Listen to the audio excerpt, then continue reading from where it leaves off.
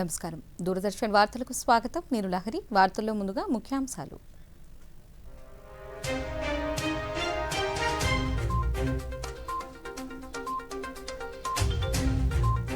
వికసిత్ భారత్ లక్ష్య సాధనలో ఐఆర్ఎస్ అధికారుల పాత్ర కీలకమన్న రాష్ట్రపతి ద్రౌపది ముర్ము. జల్ జీవన్ మిషన్ 2.0కు కేంద్ర కేబినెట్ ఆమోదం. 2028 వరకు పొడిగిస్తూ కీలక నిర్ణయం. రేపు కేరళ, తమిళనాడులో పలు అభివృద్ధి కార్యక్రమాలకు ప్రధాని మోదీ శంకుస్థాపనలు, ప్రారంభోత్సవాలు.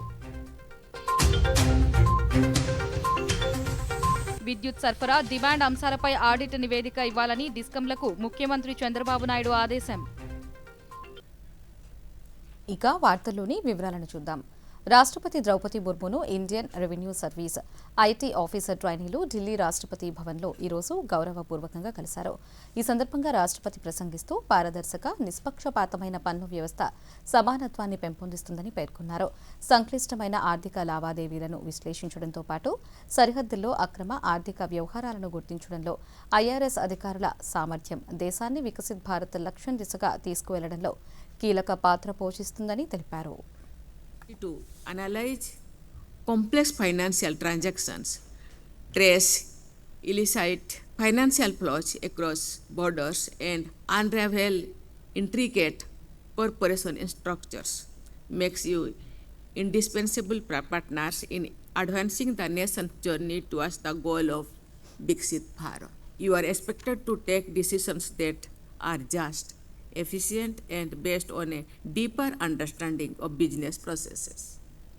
I am confident that your decisions and actions will strike the right balance between facilitating ease of doing business and safeguarding the country's revenue. Dear officer trainees, today it is one of the fastest growing major economies in the world. The ongoing processes of industrialization, formalization, digitization, and urbanization are transforming our economy, presenting significant opportunities as well as new challenges. ప్రధానమంత్రి నరేంద్ర మోదీ రేపు కేరళ, తమిళనాడు రాష్ట్రాల్లో పర్యటించనున్నారు. తొలుత కేరళలోని ఎర్నాకులంలో 10,800 కోట్ల రూపాయల విలువైన పలు అభివృద్ధి ప్రాజెక్టులకు శంకుస్థాపనలు, ప్రారంభోత్సవాలు చేయనున్నారు. భారత్ పెట్రోలియం కార్పొరేషన్ లిమిటెడ్కు చెందిన కొచ్చి రిఫైనరీలో 5,500 కోట్ల రూపాయలకు పైగా పెట్టుబడితో నిర్మించనున్న పాలీప్రొపిలీన్ యూనిట్కు ప్రధాని శంకుస్థాపన చేస్తారు.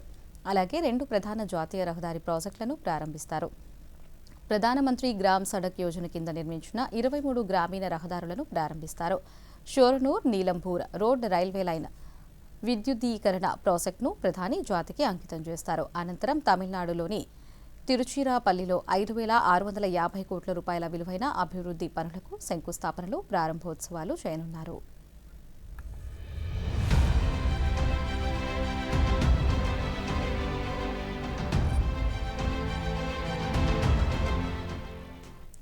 ప్రధానమంత్రి నరేంద్ర మోదీ అధ్యక్షతన ఈరోజు జరిగిన కేంద్ర మంత్రివర్గం సమావేశం పలు కీలక నిర్ణయాలను తీసుకుంది.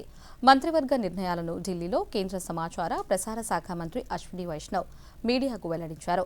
జల్ జీవన్ మిషన్ 2.0ను 2028 డిసెంబర్ వరకు పొడిగించాలని నిర్ణయించినట్లు తెలిపారు. దేశంలోని ప్రతి గ్రామీణ కుటుంబానికి స్వచ్ఛమైన తాగునీటిని అందించడం ఈ పథకం లక్ష్యమన్నారు. జల్ జీవన్ మిషన్ పొడిగింపు, మౌలిక వసతుల కల్పనకు 8,69,000 కోట్ల రూపాయలను కేటాయిస్తున్నట్లు తెలిపారు.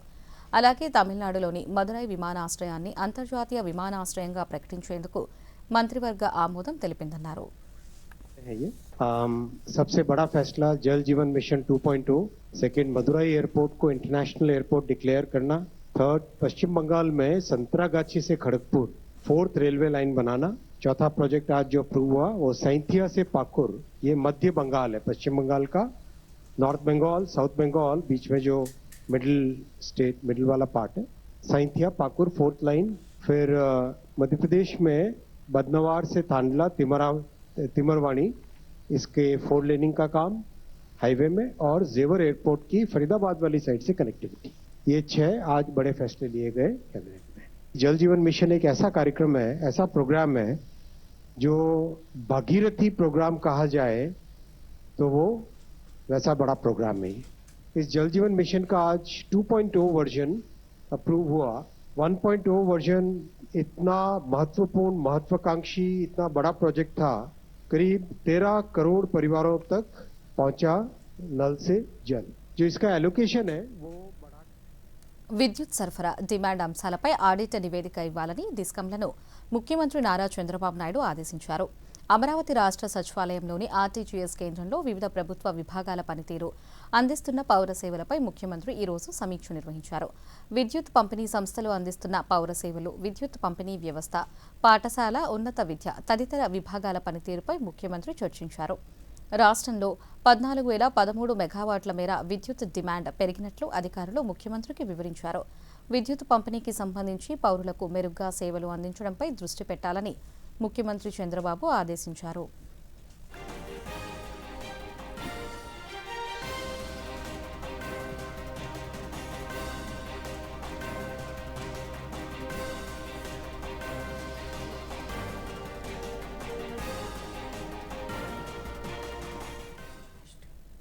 రాష్ట్రంలో పెరుగుతున్న ఎండల తీవ్రత దృష్ట్యా ఎటువంటి ప్రాణ, పశు నష్టం జరగకుండా అన్ని ముందస్తు జాగ్రత్తలు తీసుకోవాలని రాష్ట్ర హోం విపత్తు నిర్వహణ శాఖ మంత్రి వంగలపూడి అనిత అధికారులను ఆదేశించారు. గుంటూరు జిల్లా తాడేపల్లిలో విపత్తు నిర్వహణ సంస్థ కార్యాలయంలో కలెక్టర్లు, లైన్ డిపార్ట్మెంట్స్, విపత్తు నిర్వహణ సంస్థ అధికారులతో మంత్రి సమీక్షించారు. ఈ సందర్భంగా మంత్రి మాట్లాడుతూ హాట్ వేవ్ యాక్షన్ ప్లాన్ 2026ను మంత్రి ఆవిష్కరించారు. హీట్ వేవ్ మరణాలు లేకుండా శాఖల వారీగా యాక్షన్ ప్లాన్ అమలు చేయాలని ఆదేశించారు.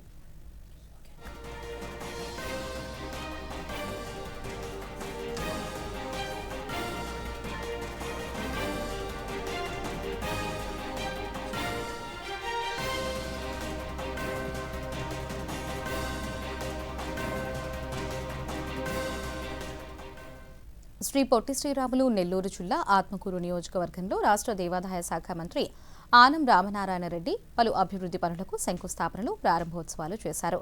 చేజర్ల మండలం యనమదల గ్రామంలో ఈ రోజు ఆయన రైతులకు పట్టాదారు పాస్ పుస్తకాలను పంపిణీ చేశారు. అలాగే ముఖ్యమంత్రి సహాయ నిధి ద్వారా 8,53,000 రూపాయల విలువైన చెక్కులను లబ్ధిదారులకు అందజేశారు.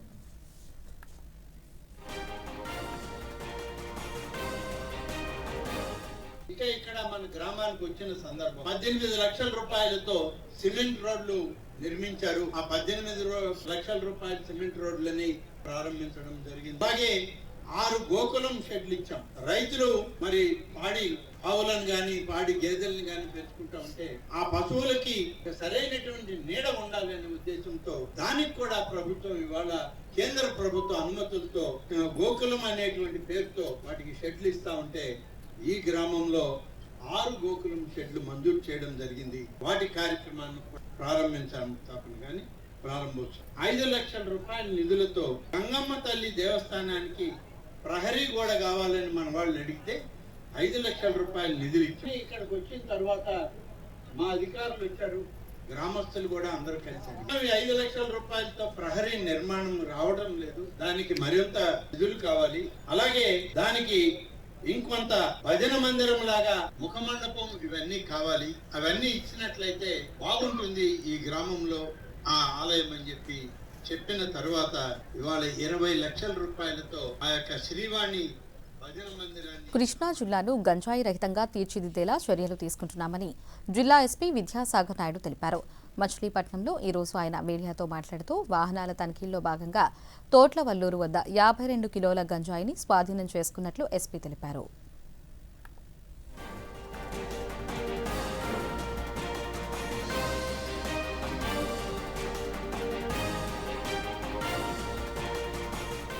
ముగ్గురు నిందితుల్ని అదుపులోకి తీసుకున్నాం. ఈ 52 కిలోస్ గంజాయి అరౌండ్ 2.6 lakhs వాల్యూ ఉన్న గంజాయి కింద మేము గుర్తించడం జరుగుతుంది. దీంట్లో ఏంటంటే మనం జిల్లాలో నిఘా, అంతేకాకుండా మనకి ఓవరాల్ గా ఈగిల్ అండ్ అదర్ ఏజెన్సీస్ నుండి వచ్చిన ఇన్ఫర్మేషన్ బట్టి మనకి అది ఒక ఓల్డ్ ఇండికా కార్ కింద గుర్తించారు. అరౌండ్ 26 ప్యాకెట్స్ లో 52 కిలోస్ ఆఫ్ గాంజా దీంట్లో పట్టుకోవడం జరిగింది. దీంతో పాటు ముగ్గురిని పట్టుకున్నాం. 2022లో అరౌండ్ 60 కిలోస్ గంజాయితో చెన్నై పోలీసులకు దొరికెళ్ళి 2025 జనవరి వరకు కూడా జైల్లో ఉండి రిలీజ్ అయ్యాడు. ఇక్కడక్కడ అలవాట్లో ఉన్న వాళ్ళని రీహాబిలిటేషన్ సెంటర్స్ పంపించడం, అంతేకాకుండా ముఖ్యమైన పెడ్లర్స్ అందరినీ కూడా అరెస్ట్ చేసి కేసులో ఫార్వర్డ్ అండ్ బ్యాక్వర్డ్ లింకేజెస్ అన్ని క్లీనప్ చేయడం వల్ల ఈ రోజున చాలా వరకు కూడా యువతకి ఈ గంజాయి వినియోగం అనేది చాలా వరకు తగ్గించగలిగాం. ఏమన్నా మనకి credible information? Amrit Bharat station పథకం కింద విజయవాడలోని రాయనపాడు రైల్వే స్టేషన్ ఆధునీకరణ శరవేగంగా జరుగుతోంది. పాత కొత్తల కలబోతగా కొండపల్లి బొమ్మల కళాకృతులతో ఆకట్టుకునే ఫాసడే, ఆధునిక వెయిటింగ్ హాల్లు, ప్లాట్ఫామ్ 1 పూర్తిస్థాయి అభివృద్ధి, మెరుగైన పార్కింగ్ సౌకర్యాలను కల్పిస్తున్నారు. విజయవాడ ప్రధాన స్టేషన్లో రద్దీని తగ్గించేలా ఇది కీలక బైపాస్ స్టేషన్గా మారుతోంది. ప్రధానంగా ఈ రైల్వే స్టేషన్లలో దివ్యాంగులకు ఆధునిక వసతులతో సౌకర్యాలు కల్పించినట్లు విజయవాడ డివిజన్లో అదనపు divisional railway manager PE Edwin తెలిపారు.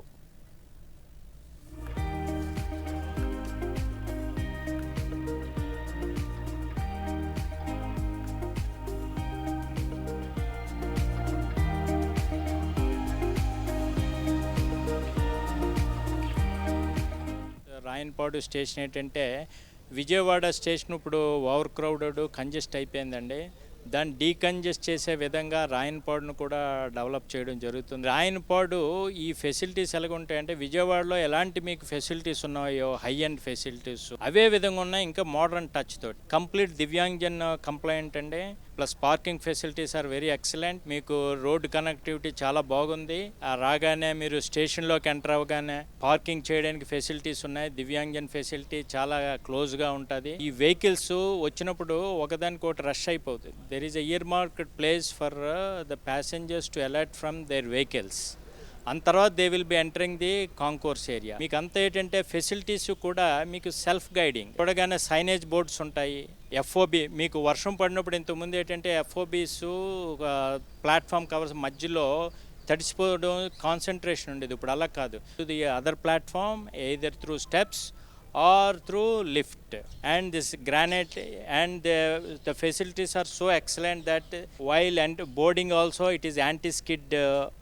This flooring has been provided, AC lounge is there, all facilities are so excellent, airport quality. రాష్ట్ర ప్రభుత్వం అంగన్వాడీల సమస్యలు పరిష్కరించేందుకు కృషి చేస్తున్నట్లు శ్రీ సత్యసాయి జిల్లా మడకశిర శాసనసభ్యుడు ఎంఎస్ రాజు తెలిపారు. మడకశిరలో ఈరోజు ఆయన అంగన్వాడీలతో సమావేశమై వారు ఎదుర్కొంటున్న సమస్యలను అడిగి తెలుసుకున్నారు. అంగన్వాడీల శ్రమకు తగిన ప్రతిఫలాన్నిచ్చేందుకు ప్రభుత్వం కట్టుబడి ఉందన్నారు.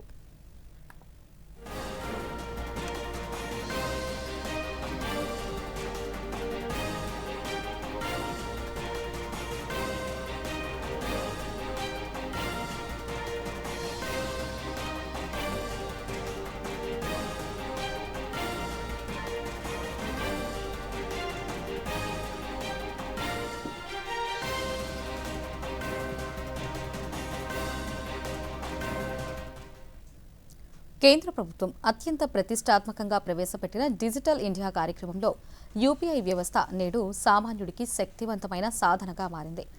దేశవ్యాప్తంగా 84% డిజిటల్ లావాదేవీలు యూపీఐ ద్వారానే జరుగుతున్నాయి. కోవిడ్ అనంతరం నగదు రహిత లావాదేవీలు ఊహించని విధంగా వేగం పుంజుకున్నాయి. ఈ క్రమంలో కర్నూలు జిల్లాలోని పట్టణ, గ్రామీణ ప్రాంతాలలోని 277 బ్యాంకు శాఖలు ఈ సేవలను విస్తృతంగా అందిస్తున్నాయి. ఇప్పటి వరకు జిల్లాలో సుమారు 2,15,417 కోట్ల రూపాయల విలువైన డిజిటల్ లావాదేవీలు జరగడం విశేషం. మన జిల్లాలో నమోదు చేయడం జరిగిందనమాట. ఇది ఒక మంచి అభివృద్ధి అని చెప్పుకోవాలి. కోవిడ్ తర్వాత మనకి ఈ డిజిటల్ ట్రాన్సాక్షన్స్ చాలా ఎక్కువైనాయి. దీనివల్ల మనకి ఉపయోగాలు చాలా ఉన్నాయన్నమాట. మనకి మామూలుగా national payments corporation of India అని ఒక సంస్థ ఉంది, ఎన్పిసి అని. ఈ సంస్థ ద్వారా మనకి డిజిటల్ పేమెంట్స్ అనేది మన జిల్లాలో జరుగుతుంటాయి. టోటల్గా ప్రపంచ వాటా చూసుకుంటే మనకి మొత్తం ప్రపంచ వాటాలో మన భారతదేశం వాటా వచ్చేసి 50% వరకు ఉందన్నమాట ఈ డిజిటల్ ట్రాన్సాక్షన్ గురించి. అలాగే 2025 నాటికి ఏటా $2,250 బిలియన్. ప్రతి కుటుంబంలో ఒక వ్యాపారవేత్త ఉండాలనే నినాదంతో జిల్లాలోని స్వయం సహాయక సంఘాల మహిళలను వ్యాపారవేత్తలుగా అభివృద్ధి పరిచేందుకు అన్ని విభాగాలు చర్యలు తీసుకుంటున్నాయని కృష్ణా జిల్లా collector DK Balaji Tadigadapa municipality కానూరులో కొనుగోలుదారులు, అమ్మకందారుల సమ్మేళనం నిర్వహించారు. జిల్లాలో పలువురు స్వయం సహాయక సంఘాల మహిళలు తయారు చేసిన ఉత్పత్తులతో ఏర్పాటు చేసిన ప్రదర్శన ఎంతగానో ఆకట్టుకుంది. ఈ సందర్భంగా కలెక్టర్ మాట్లాడుతూ స్వయం సహాయక సంఘాల మహిళలను వ్యాపారవేత్తలుగా అభివృద్ధి పరిచేందుకు అన్ని విధాల చర్యలు తీసుకుంటున్నామన్నారు. ఆంధ్రప్రదేశ్ని స్వర్ణాంధ్రప్రదేశ్గా తీర్చిదిద్దే దిశలో ప్రతి కుటుంబంలో కూడా ఒక పారిశ్రామికవేత్త ఉండాలి, దాంట్లోనూ మహిళా పారిశ్రామికవేత్తలు ఎక్కువ మంది రావాలి అనే ఉద్దేశంతో ఆంట్రప్రినర్షిప్ని ప్రమోట్ చేసే విషయం అందరికీ తెలిసిందే. దాంట్లో భాగంగా కృష్ణా జిల్లాలో చాలా తపనతో ఉన్న, కష్టపడే మనస్తత్వం ఉన్న, పొటెన్షియల్ ఉన్న ఆంట్రప్రినర్స్ని ఐడెంటిఫై చేసి యూనిట్స్ అన్ని ఎక్స్పాండ్ చేసిన తర్వాత ఇప్పుడు మార్కెటింగ్ అవకాశాలు కూడా మనం కల్పించాలి. ఈ బయర్ సెల్లర్ మీట్లో మన విజయవాడ చేంబర్ ఆఫ్ కామర్స్ వాళ్ళు, హోటల్స్ అసోసియేషన్ వాళ్ళు అందరినీ కూడా పిలిచి ఈ ప్రోడక్ట్స్ అందరినీ వాళ్ళకి చూపించి ఈ ప్రోడక్ట్కి ఎక్స్పోజర్ ఎక్కువ ఇవ్వాలి, ఆ ప్రోడక్ట్స్కి ఎక్కువ ఆర్డర్స్ వచ్చేటట్టు చూడాలి అనే దిశలో ప్రయత్నం చేస్తున్నాము. ఈరోజు ఇలా ఒక చిన్న ప్రయత్నం, వాళ్ళ గురించి వీళ్ళకి తెలియాలి, వీళ్ళ గురించి వాళ్ళకి తెలిస్తే ప్రోడక్ట్ బాగుంటే వీళ్ళకి ఒక ఆర్డర్ వచ్చిందనుకోండి, వీళ్ళు బాగా సప్లై చేస్తే వాళ్ళ బిజినెస్ రిలేషన్షిప్. వార్తల్లో చిన్న విరామం తీసుకుందాం. प्लेटफॉर्म नंबर 2 से चलने वाली सुपरफास्ट एक्सप्रेस के यात्रियों నేను ఇక్కడే ఉన్నా. మీకోసం కాదు, దీనికోసం మొబైల్ ఛార్జ్ చేయాలి. బుర్రని ఛార్జ్ చేయి. ఇలా పబ్లిక్ పోర్ట్ నుండి ఫోన్ ఛార్జ్ చేశారంటే పర్సనల్ డేటా అయిపోతుంది పబ్లిక్. చూసావా? నానా ఆగండి, నేను పే చేస్తాను. సిగ్నల్ లేదు. ఇప్పుడు ఎలా మరి? ఉందిగా ఫ్రీ వైఫై. బుర్రని వాడు కాస్త. పేమెంట్స్ కోసం నో ఓపెన్ వైఫై అంటే మోసాలకి చెప్పే బాయ్ బాయ్. ఆర్బీఐ అంటుంది చేయండి సరైన ఆరంభం, అవ్వండి ఫైనాన్షియలీ స్మార్ట్.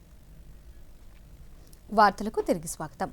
బాలికలకు చిన్న వయసులోనే హెచ్పీవీ టీకా వేయించడం ద్వారా భవిష్యత్తులో వచ్చే గర్భాశయ ముఖద్వార క్యాన్సర్ ప్రమాదాన్ని పూర్తిగా నివారించవచ్చని నంద్యాల జిల్లా కలెక్టర్ జి రాజకుమారి తెలిపారు. నంద్యాల ప్రాథమిక ఆరోగ్య కేంద్రంలో ఈరోజు నిర్వహించిన వ్యాక్సినేషన్ కార్యక్రమంలో ఆమె పాల్గొన్నారు. ఈ సందర్భంగా కలెక్టర్ మాట్లాడుతూ ఈ టీకా తప్పనిసరిగా వేసుకునేలా అధికారులు చర్యలు తీసుకోవాలన్నారు. ఇప్పుడు ఈ రోజు మనం మాట్లాడుతున్న HPV virus, human papilloma virus. ఈ వైరస్ వలన ఈ క్యాన్సర్స్, సర్వైకల్ క్యాన్సర్స్, గర్భాశయ ముఖద్వార క్యాన్సర్స్, ఇటువంటివి భారతదేశంలో రోజు రోజుకి ఎక్కువ అవుతూ ఉన్నాయి. సో ఈ వ్యాక్సిన్ చూస్తే ప్రపంచంలో మనకి 194 దేశాలు ఉంటే 100కు పైన దేశాలు ఆల్రెడీ ఈ హెచ్పివి వ్యాక్సిన్ ని ఈ 14 సంవత్సరాలు దాటిన పిల్లలకి, యాక్చువల్గా అయితే 9 నుంచి 14, 9 దాటిన వాళ్ళకి వేస్తూ ఉన్నారు. మనం ఫస్ట్ టైం స్టార్ట్ చేశాం కాబట్టి ముందుగా మనం రైట్ ఏజ్ గ్రూప్ పీపుల్ ని పెట్టాలి. వాళ్ళలో యంగ్ ఏజ్ కాబట్టి ఇమీడియట్ గా ఈ డిఫెన్స్ సిస్టమ్ అన్నది బాగా మెరుగవుతుందన్న ఉద్దేశంతో మనం 14 ఇయర్స్ క్రాస్ అయిన పిల్లలందరికీ కూడా ఈ వ్యాక్సిన్ అన్నది వేస్తాం. సుమారు 100 పైన దేశాలు ఈ వ్యాక్సిన్ వేయడం మొదలుపెట్టాయి. మన భారతదేశంలో కూడా ఇప్పుడు మనం మొదలు పెట్టాం. ప్రధానమంత్రి మోదీ గారు ఈ కార్యక్రమాన్ని చేశారు. మన రాష్ట్రంలో కూడా గౌరవ ముఖ్యమంత్రి వర్యులు వారు విజయనగరం చీపురుపల్లిలో కేంద్ర ప్రభుత్వం ప్రతిష్టాత్మకంగా చేపట్టిన one nation one ration card పథకం పేద మధ్యతరగతి ప్రజలకు భరోసా కల్పిస్తోంది. రాష్ట్రాలు, కేంద్రపాలిత ప్రాంతాలలో ఎక్కడున్నా ఒకే రేషన్ కార్డుతో లబ్ధిదారులు ఈ పథకాన్ని సద్వినియోగం చేసుకోవచ్చు. శ్రీకాకుళం జిల్లాలో ఈ పథకం సమర్థవంతంగా అమలవుతోంది. ఆ విశేషాలను ఈ స్టోరీలో చూద్దాం. జాతీయ ఆహార భద్రతా పథకం కింద కేంద్ర ప్రభుత్వ పథకాల లబ్ధి చిట్ట చివరి వ్యక్తి వరకు అందాలన్న ఆశయాలకు అనువుగా one nation one ration card పిలుస్తోంది. అంటే వన్ నేషన్ వన్ రేషన్ అనే పథకం. ఆ పథకం ద్వారా ఆ వేరే రాష్ట్రంలో కార్డు పొందిన లబ్ధిదారుడు ఎవరైతే ఉంటారో వాళ్ళు మన రాష్ట్రంలో, ఆంధ్రప్రదేశ్ రాష్ట్రంలో కూడా వాళ్ళు రేషన్ తీసుకోవచ్చు. వాళ్ళకి ఎటువంటి అభ్యంతరం ఉండదు. వాళ్ళకి రేషన్ కూడా మనం ఈ స్టేట్ నుంచి వాళ్ళకి సప్లై చేస్తున్నాము. ఇది మంచి స్కీము. ఎందుకంటే అక్కడ ఉన్న లబ్ధిదారులు మళ్ళీ వారి స్టేట్కి వెళ్ళి వాళ్ళు తీసుకుంటుంటే వాళ్ళకి కొంచెం ఇబ్బందితో కూడుకున్న పని కనుక వాళ్ళకి మన స్టేట్లోనే వాళ్ళకి రేషన్ ఇచ్చేటట్టుగా గవర్నమెంట్ నుంచి కూడా ఇన్స్ట్రక్షన్స్ ఇచ్చారు, స్టేట్ గవర్నమెంట్ నుంచి. మోడీ గారు ప్రవేశపెట్టిన వన్ నేషన్ వన్ రేషన్ కార్డుదారులందరికీ దేశంలో ఎక్కడైనా రేషన్ తీసుకునేందుకు సౌకర్యాలను కల్పించినందుకు దేశంలో ప్రజలందరూ సంతోషంగా ఫీల్ అవుతున్నారు. ప్రజలందరి తరపున కృతజ్ఞతలను ప్రభుత్వానికి తెలుపుకుంటున్నారు. రాష్ట్ర ప్రభుత్వం అభివృద్ధి, సంక్షేమానికి అధిక ప్రాధాన్యతనిస్తోందని రాష్ట్ర సాంఘిక సంక్షేమ శాఖ మంత్రి డాక్టర్ డోలాశ్రీ బాలవీరాంజనేయ స్వామి తెలిపారు. గుంటూరు జిల్లా మంగళగిరిలోని టీడీపీ కేంద్ర కార్యాలయంలో ఆయన మాట్లాడుతూ రాష్ట్రంలో ప్రభుత్వం ఎన్టీఆర్ భరోసా సామాజిక పింఛన్ల పథకం కింద రాష్ట్రంలో సుమారు 63 లక్షల మందికి ప్రతి నెల 2,700 కోట్ల రూపాయలకు పైగా పింఛన్లు అందిస్తున్నట్లు తెలిపారు. ప్రజలకు ఇచ్చిన ప్రతి హామీని నెరవేరుస్తున్నామన్నారు. జరిగింది 63 లక్షల మందికి ప్రతి నెల కూడా 2,700 కోట్ల రూపాయలు పెంచిన ఎన్టీఆర్ భరోసా పెన్షన్లు ఇస్తున్నాం. దీపం 2 పథకం కింద కూడాను మనం అందరికీ కూడా అర్హత ఉన్న ప్రతి ఒక్క వ్యక్తికి కూడా 3 సిలిండర్ అనేది ఇవ్వడం జరిగింది. అన్నదాత సుఖీభవ సంవత్సరానికి 20,000 ఇప్పటికే 14,000 అకౌంట్లో జమ చేయడం జరిగింది. సంవత్సరానికి 20,000 అనేది రాష్ట్రంలో మనం మాత్రమే ఇస్తున్నాం. తల్లికి వందనం కూడా ఎంతమంది పిల్లలు ఉంటే అంతమందికి ఈ రోజున అంత వారి అకౌంట్లో 15,000 రూపాయలు లెక్కన మనం చేస్తూ ఉన్నాం. పాపులేషన్ మేనేజ్మెంట్లో కూడా కీలకంగా ఈ అన్నదాత సుఖీభావ కూడా ఉండబోతుందనే దానికి చక్కటి నిదర్శనం కూడా తెలియజేసుకుంటూ బంగారు కుటుంబాలని మార్గదర్శకులతో కలిపి ఆ కుటుంబాలలో ఆర్థికంగా వారిని సాధికారత సాధించేందుకోసం ప్రతి కుటుంబానికి కూడా 25 లక్షల రూపాయలు ఇన్సూరెన్స్, హెల్త్ ఇన్సూరెన్స్ కూడా ప్రభుత్వం అందజేయడం ఉద్దేశం కూడా పేదలు ఆరోగ్యంగా, ఆనందంగా, సంతోషంగా ఉండాలనేది విజన్ 47 సాధించేంత వరకు కూడా ఈ స్వర్ణాంధ్ర స్వర్ణవార్డు గర్భిణీలకు, బాలింతలకు పౌష్టిక ఆహారం అందించడంతో పాటు ప్రసవ సమయంలో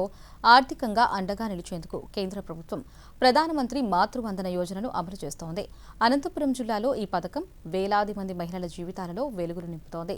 క్షేత్రస్థాయిలో ఈ పథకం అమలుపై ప్రత్యేక కథనాన్ని ఇప్పుడు చూద్దాం. కేంద్ర ప్రభుత్వం అమలు చేస్తున్న ప్రధానమంత్రి మాతృవందన యోజన మహిళలకు, ముఖ్యంగా పనికి వెళ్లే గర్భిణీలు విశ్రాంతి తీసుకునే సమయంలో వారికి కలిగే వేతన నష్టాన్ని భర్తీ చేస్తుంది. అనంతపురం జిల్లాలో ఈ పథకం ద్వారా గర్భిణీలు తమ పేరును అంగన్వాడీ కేంద్రాలలో నమోదు చేసుకుని లబ్ధి పొందుతున్నారు. అనంతపురం జిల్లాలో ఇప్పటి వరకు సుమారు 28,493 మంది మహిళలు ఈ పథకం ద్వారా లబ్ధి పొందారు. గత 2 ఏళ్లలో వేలాది మందికి సాయం అందగా ప్రస్తుత 2025-26 ఆర్థిక సంవత్సరంలో ఇప్పటికే 9,337 మందికి ప్రయోజనం చేకూరింది. ఈ ఏడాది చివరి నాటికి మరో 11,000 మందికి లబ్ధి చేకూర్చడమే లక్ష్యంగా జిల్లా అధికారులు విస్తృతంగా అవగాహన కార్యక్రమాలు నిర్వహిస్తున్నారు. మాతృవందన యోజన పథకంలో మొదటిసారి గర్భము దాల్చిన వాళ్ళు హాస్పిటల్లో చెకప్ చేయించుకొని ప్రెగ్నెంట్ అని కన్ఫర్మేషన్ వచ్చిన వెంటనే ఈ ప్రధానమంత్రి మాతృవందన యోజన పథకంకు నమోదు చేసుకోవచ్చు. మొదటిసారి గర్భము దాల్చిన వాళ్ళకి 5,000 రూపాయల వరకు అమౌంట్ ఇవ్వడం జరుగుతుంది. ఈ అమౌంట్ను 2 విడతలుగా ఇవ్వడం జరుగుతుంది. వాళ్ళ అకౌంట్కి డైరెక్ట్గా 3,000 రూపాయలు ఇవ్వడం జరుగుతుంది. తర్వాత మిగతా 2,000 రూపాయలను వాళ్ళు బిడ్డ పుట్టిన తర్వాత బిడ్డకు 14 వారాల ఇమ్యునేషన్ కంప్లీట్ అయిన తర్వాత వాళ్ళకు సెకండ్ ఇన్స్టాల్మెంట్గా 2,000 రూపాయలు ఇవ్వడం జరుగుతుంది. ఈ పథకం ద్వారా వచ్చిన మొత్తాన్ని ఆరోగ్యం రీత్యా ఖర్చు చేశామని, ఆర్థిక ఇబ్బందులు లేకుండా ప్రసవ సమయాన్ని దాటగలిగినందుకు ప్రధాని మోదీకి ధన్యవాదాలు తెలిపారు. నేను ఇప్పుడు 6వ నెల గర్భవతిని. 3వ నెలలో ఉన్నప్పుడు నేను అంగన్వాడీలో నా పేరు అనేది నా మాతృవందనం పథకం కింద నా పేరు నేను నమోదు చేసుకున్నాను. నాకు వెంటనే 3,000 డబ్బులు పడ్డాయి. 3,000 డబ్బులు నేను నా ఆరోగ్యానికి, ఫ్రూట్స్కి, దానికి నేను యూస్ చేసుకున్నాను. ఈ పథకం చాలా మంచిది. 3 నెలలు గర్భిణిగా ఉన్నప్పుడు అంగన్వాడీ కేంద్రంలో PM మాతృవందన యోజన పథకంలో నా పేరు నమోదించుకున్నాను. తర్వాత 5 నెలల్లో గర్భిణిగా ఉన్నప్పుడు 3,000 అమౌంట్ పడింది. ఆ అమౌంట్ నా ఆరోగ్యం కోసం ఉపయోగించుకున్నాను. ఆరోగ్యవంతమైన తల్లి బిడ్డలే లక్ష్యంగా సాగుతున్న ఈ పథకం పేద, మధ్యతరగతి మహిళలకు కొండంత అండగా నిలుస్తోంది. T20 వరల్డ్ కప్ 2026ను సొంతం చేసుకున్న భారత జట్టుకు BCCI 131 కోట్ల రూపాయల భారీ నజరానాను ప్రకటించింది. ఈ విషయాన్ని BCCI సెక్రటరీ దేవ్జిత్ సైకియా ధృవీకరించారు. అద్భుత ప్రదర్శనతో T20 ప్రపంచ కప్ విజేతగా నిలిచిన టీమిండియాకు ఈ నగదు బహుమతిని అందిస్తున్నట్లు సైకియా తెలిపారు. 2024లోనూ రోహిత్ శర్మ కెప్టెన్సీలో టీమిండియా T20 వరల్డ్ కప్ టైటిల్ను సొంతం చేసుకున్న విషయం తెలిసిందే. ఆ సమయంలో BCCI 125 కోట్ల రూపాయలను బహుమతిగా ప్రకటించింది. ప్రస్తుతం మరో 6 కోట్ల రూపాయలను పెంచింది.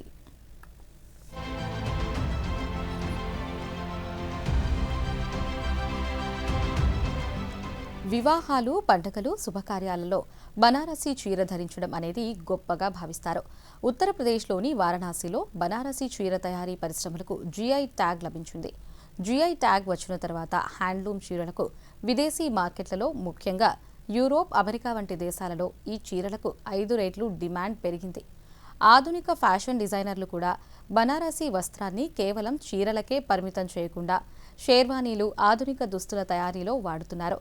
ఈ అంతర్జాతీయ గుర్తింపు దేశంలోని హస్త కళాకారులను ఆర్థికంగా బలోపేతం చేయడమే కాకుండా అంతరించిపోతున్న పురాతన నేత పద్ధతులను కాపాడుకోవడానికి ఎంతగానో తోడ్పడుతోంది.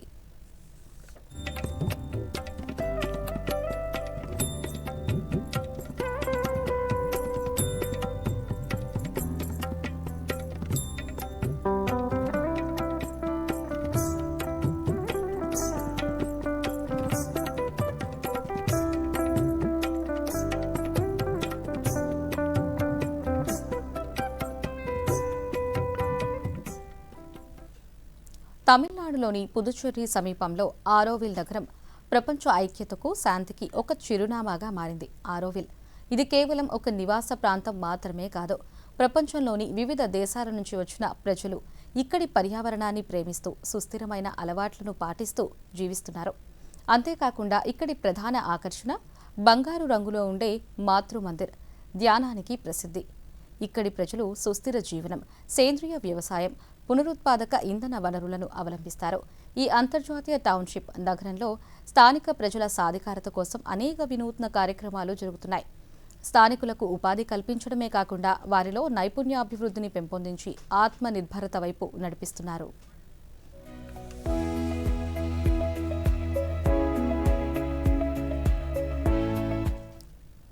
న్యూఢిల్లీలోని జవహర్లాల్ నెహ్రూ స్టేడియంలో రేపటి నుంచి 13వ తేదీ వరకు ప్రపంచ పారా అథ్లెటిక్ గ్రాండ్ ప్రిక్స్ 2వ ఎడిషన్ పోటీలు జరగనున్నాయి.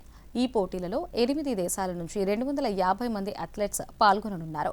ఈ పోటీలలో India, Russia, Nepal, Bhutan, Hong Kong, Serbia, Bosnia, eastern దేశాలు పాల్గొంటున్నాయి. మొత్తం 74 విభాగాలలో ఈ పోటీలు జరగనున్నాయి.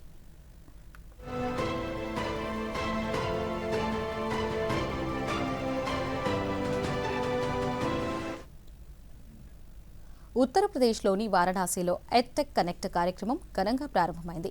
కేంద్ర విదేశీ వ్యవహారాల మంత్రిత్వ శాఖ ఆధ్వర్యంలో Indian technical and economic cooperation చొరవతో చేపట్టిన ఈ కార్యక్రమం అభివృద్ధి చెందుతున్న దేశాల మధ్య విద్యారంగంలో సహకారాన్ని పెంపొందించడమే లక్ష్యంగా జరుగుతుంది. ఈ సదస్సులో వివిధ దేశాలకు చెందిన విద్యావేత్తలు, టెక్నాలజీ నిపుణులు పాల్గొంటున్నారు.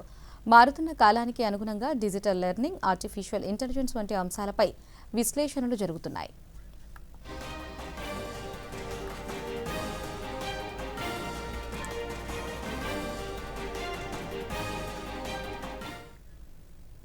రెండు రోజుల వరుస భారీ నష్టాల నుంచి బయటపడి దేశీయ స్టాక్ మార్కెట్ సూచీలు ఈరోజు లాభాలలో ముగిశాయి. సెన్సెక్స్ ఓ దశలో 900 పాయింట్ల మేర లాభపడగా నిఫ్టీ 24,200 మార్కును దాటింది.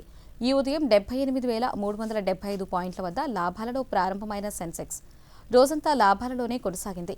ఇంట్రాడేలో 78,526 వద్ద గరిష్టాన్ని తాకింది. చివరికి 639 పాయింట్ల లాభంతో 78,205 వద్ద ముగిసింది. నిఫ్టీ సైతం 233 పాయింట్ల లాభంతో 24,261 వద్ద స్థిరపడింది. డాలర్తో పోలిస్తే రూపాయి మారకం విలువ ₹91.83 వద్ద స్థిరపడింది. వార్తలు ముగించే ముందు ముఖ్యాంశాలు మరోసారి.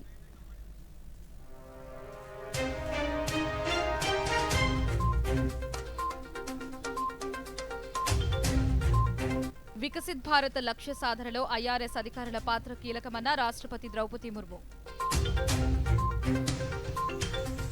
జల్ జీవన్ మిషన్ 2.0కు కేంద్ర కేబినెట్ ఆమోదం, 2028 వరకు పొడిగిస్తూ కీలక నిర్ణయం. రేపు కేరళ, తమిళనాడులో పలు అభివృద్ధి కార్యక్రమాలకు ప్రధాని మోదీ శంకుస్థాపనలు, ప్రారంభోత్సవాలు. విద్యుత్ సరఫరా, డిమాండ్ అంశాలపై ఆడిట్ నివేదిక ఇవ్వాలని డిస్కంలకు ముఖ్యమంత్రి చంద్రబాబు నాయుడు ఆదేశం. ఈ వార్తలు ఇంతటితో సమాప్తం. నమస్కారం.